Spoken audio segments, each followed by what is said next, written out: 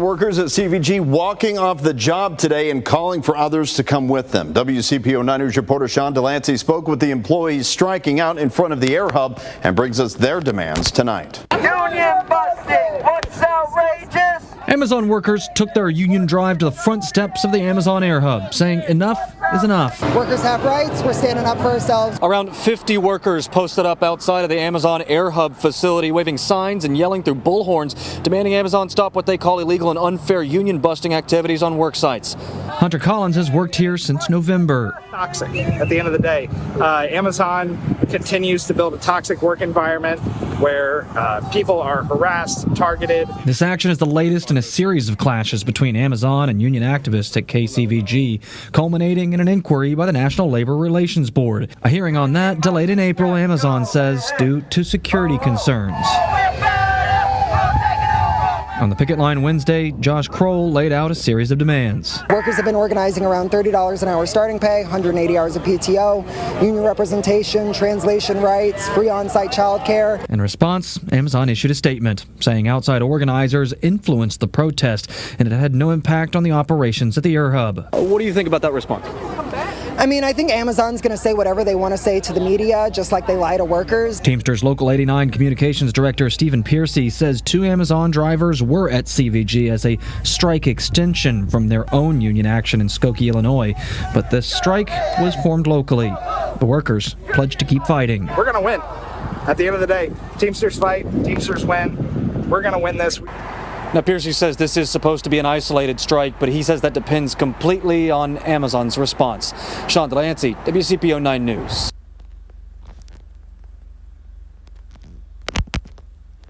This is the book of Haggai, chapter 1, verse 6. Ye have sown much, and bring in little.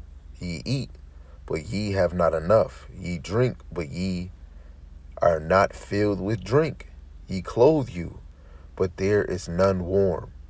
And he that earneth wages to put it into a bag with holes. I want to first give all praises, glory, and honor to the one true power, Yahweh, Ba'ashem, Yahushai, Ba'ashem, Rakak, Wadash. Yahweh is the Most High God, and Yahushai is who the world innately calls Jesus the Christ.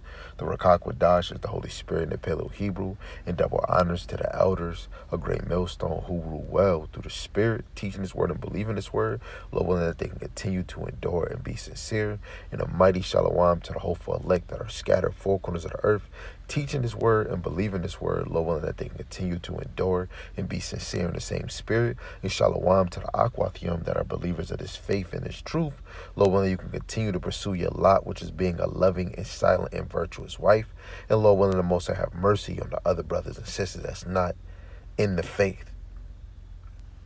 Worse is yet to come. Worse is yet to come. This is like what? The tip of the iceberg. This is nothing. So again, dealing with the 12 tribes, you have a hole in your bag. We're in the hands of our oppressors, and the Lord didn't put us in this captivity to gain, right? If it happens, it happens, but we're here to be in captivity and to come back to Yahweh Ba'ashem Yahushai with a full open heart, a willing heart, an obedient heart, right? So let's get into Deuteronomy, the 28th chapter, in verse 38 to 40. And this is what it reads. It says, thou shalt carry much seed out into the field, and shalt gather but little in, for the locust shall consume it. Thou shalt plant vineyards and dress them, but shalt neither drink of the wine, nor gather the grapes, for the worm shall eat them. This goes into a curse. We even have curse shall thou be in the field, in the city, right? This is why when you go to Limitations, I think it's 5 and 7, chapter 5, verse 5, our next is under persecution. We have no rest. You have to keep on working to provide for your household, right? This captivity distracted you and blind you from really thinking that you really have a say-so. And look what the community, and it's Jake in some of these jobs, but look at the community trying to go on strike to certain businesses, you know? Especially when it comes to food, that's going to be a huge chain in reaction, even though most of us can look at it as being all set up. It's all by Yahweh Bashim Yahushai. Just like how these locusts, this is all by the Lord, man. You know, your vineyard, right? You can't gather no grapes. The worm is eating them. This is all Yahweh Bashim Yahushai, man. Verse 40, it says, thou shalt have olive trees throughout all thy coast, but thou shalt not anoint thyself with the oil, for thy olive shall cast his fruits, right? The fruits will drop before it's ripened, you know? And this all goes because we turn our back towards Yahweh Shem Shai. I want this, man. I want you 2/3 mother-sucking lovings to really know that you turn your back on Yahweh Shem Shai. Even the ones that's calling on the name of the Lord, maybe saying Jesus or somewhat saying Yahweh Shai, but not serious. This is a test for you, man. You know? This is a test. This is why, you know, we should be calling and crying towards Yahweh Bashim Yahushai, man. He the one that can change this. He can make this a fast transaction. Right? Let's go to Hosea. And we're going to read chapter 8 and read verse 7 to 9. Let me see. And I'm going to double in the KJV and the NLT too, right? So this Hosea chapter 8, verse 6 and 7 in KJV. It says, for from Israel was it also the workmen made it. Therefore, it is not God, but the calf of Samaria shall be broken in pieces. For they have sown the wind, and they shall reap the whirlwind. It have no stalk. The bud shall yield no meal. If so be it yield, the stranger shall swallow it up. Israel is swallowed up. TD Jakes, man, that's hilarious. Israel is swallowed up. Now shall they be among the Gentiles, as a vessel wherein is no pleasure. For they are gone to Assyria, right, the northern kingdom, you know, when we go back into the history of the kings. A wild ass, 2 Kings, the 17th chapter, if we are to be more exact. A wild ass alone by himself. Ephraim have hired lovers. Let's read that in the NLT. Verse 6, this calf you worship, O Israel, was crafted by your own hands. It is not God, therefore it must be smashed to bits. They have planted the wind and will harvest the whirlwind. The stalks of grain wither and produce nothing to eat. And even if there is any grain, foreigners will eat it. The people of Israel have been swallowed up. They lie among the nations like an old discarded pot, like a wild donkey looking for a mate. They have gone up to Assyria. The people of Israel have sold themselves to many lovers, right? And guess what? Israel, treacherous sister Judah, has fell short too, man. We fell unto lovers too. Judges chapter 2, verse 14. The Lord hath given us to spoilers, man. They have spoiled us. Let's get that. Let's get that. Judges 2:14. Judges 2, verse 14, it says in the KJV, and the anger of the Lord Yahweh was hot against Israel, and he delivered them into the hands of spoilers that spoiled them. And he sold them into the hands of their enemies round about, so that they could not any longer stand before their enemies. Right? Well, with this great situation, you know, and if it get worse, and worse, we wanted to get worse. This MOTB worse, Jacob Trouble worse. We're not going to be able to stand up before our enemies. but the elect will by their faith, right? They're going to be standing up with the faith to knowing that, I'm going to get persecuted for standing 10 toes down for Yahweh Bashim Al Shai, for this truth, for the name, for the doctrine, you know? Because Yahweh Bashim Al Shai said, who will rise up for me against the evildoers? Is it you? Is it you? You know? This is very important for us, man. We need to get back to Yahweh Ba'Hashem Yahweh Shai. You know, because the great deliverance is coming. You might not see it. You might have a 19 vision. You know? This is Haggai chapter 1. And I'm going to read verse 9. I think I'm going to read verse 9 to...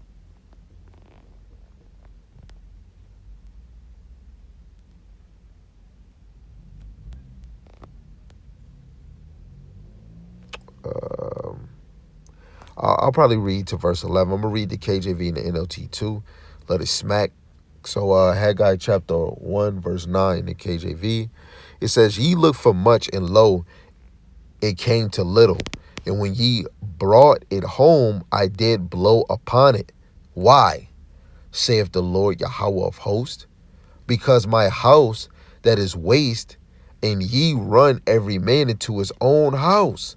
Therefore the heaven over you is stayed from dew, and the earth is stayed from her fruit. And I called for a drought upon the land, and upon the mountains, and upon the corn, and upon the new wine, and upon the oil, and upon that which the ground bringeth forth, and upon men, and upon cattle, and upon all the labor of thy hands. Let's read in NLT. It says, you hope for rich harvests, but they were poor.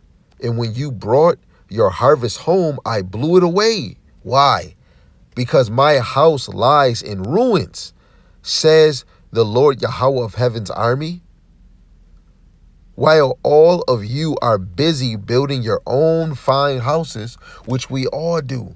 Just like the dude in the gospel where he was trying to build a barn, you know, making a plan. And guess what? He ended up dying. You know, a lot of us have our mind elsewhere, but not on the main target, which is Yahweh Ba'Hashem Yahweh Shai. Verse 10, it says, it's because of you that the heavens withhold the dew, and the earth produce no crops. Right? It's because of you. I have called for a drought on your fields and hills, a drought to wither the grain and the grapes and the olive trees and all your other crops, a drought to starve you and your livestock, and to ruin everything you have worked so hard to get. Some of these is dealing with, you know, old time history, but guess what? He said, I have called a drought. So it's the Lord, man. What we seeing right is all Yahweh Ba'Hashem Yahweh Shai. You know, strikes, the Diddler situation, these other distractions, this MOTB getting pushed, distraction after it's all Yahweh Ba'Hashem Yahweh Shai to usher in the great deliverance, the great trouble, the MOTB, to see who really is about this faith. You know, that's why you examine yourself to see is you being are you going to endure the test? Are you going to endure the path that's set in front of you, you know, with your head held high? We're going to go over to to chapter 2, reading verse 16 and 17. It says, in the KJV, it says, since those days were when one came to an heap of 20 measures, there were but 10. When one came to the press fat for a draw out of 50 vessels, out of the press there were but 20. I smote you with blasting, and with mildew, and with hail, and all the labors of your hands. Yet ye turn not to me, saith the Lord Yahweh Ba'Hashem Yahweh Shai. It was all the Lord. Yo, some of us is poor, like dumb, cheap poor, man. Poor. Guess what? It was all Yahweh Ba'Hashem Yahweh Shai. And he's waiting, and while he's seeing, is you going to turn to him? Is you going to even listen to the men of the Lord that's constantly prophesying to you, man? A lot of y'all really can't get it, man. The Lord been dealing with us since the beginning of time. Y'all, we've been falling on our ass ever since, man. Don't see it and don't get it. We like a baby. You tell them come here and they don't know. It's goo goo gaga. Our people is in Salaki. Our people is in Shabba Dabba Ding Dong land. And we deserve it, man. This is why the great deliverance is only for the true elect, man. I'm praying that worse is yet to come. Worse. I want it to come like yesterday, right? But even more, I have to pray for my own self and my household, right? That we can endure and overcome the situations that's about to come, right? This is Zechariah, the 8th chapter, verse 10. Verse 10 to 13. I'm going to read it in the NLT. It says, before the work on the temple began, there were no jobs and no money to hire people or animals. No travelers were safe from the enemy, for there were enemies on all sides. I had turned everyone against each other. But now I will not treat the remnant. Did you see that? I will not treat the remnant of my people as I treated them before, says the Lord Yahweh of heaven's army. Right? And that goes into, that's the elect on this side. They're going to get it. For I am planting seeds of peace and prosperity among you, that the grapevines will be heavy with fruit, the earth will produce its crops, and the heavens will release the dew. One more, I will cause the remnant in Judah and Israel to inherit these blessings. Among the other nations, Judah and Israel became symbols of a cursed nation, but no longer. Now I will rescue you and make you both a symbol and a source of blessing. So don't be afraid, be strong, and get on with rebuilding the temple. Right? On a deeper level, you know, our temple today is us. The temple is this truth. The temple is the elect in this truth. The temple is you, your body. The temple is you in this truth, man. Because the Lord seen that you was faithful and he enabled you in his ministry.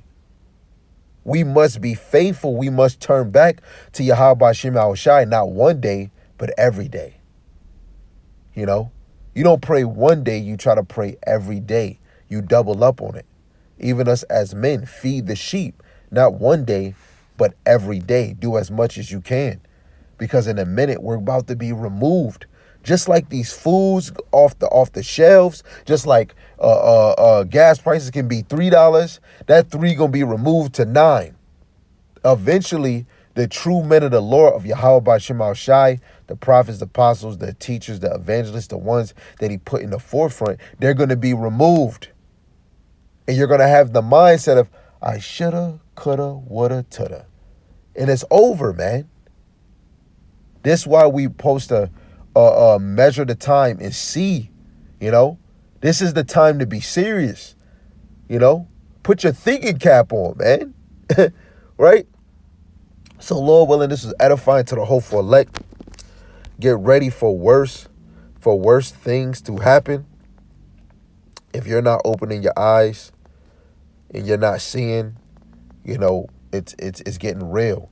And even through the spirit, the starting with the teachers, and down with the apostles on down, that's teaching the same song, that one song, right? Through the spirit, we're on strike against daughter Babylon the Great, America. We're on strike. We're rebels through the spirit by this teaching, not rebels about to blast this. We're rebels by teaching against their philosophy, their thoughts, their push, right? Their distraction, right? We're rebels. We're striking them, man.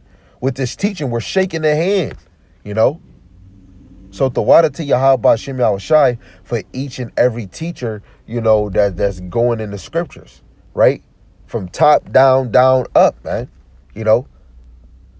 Lord willing, we are of that hopeful elect, man. And with that, I'm going to say shalom, all praise to the one true power, Yahweh, Ba'ashim, Yahweh Shai, Ba'ashim, Rakak, Wadash. And with that, shalom.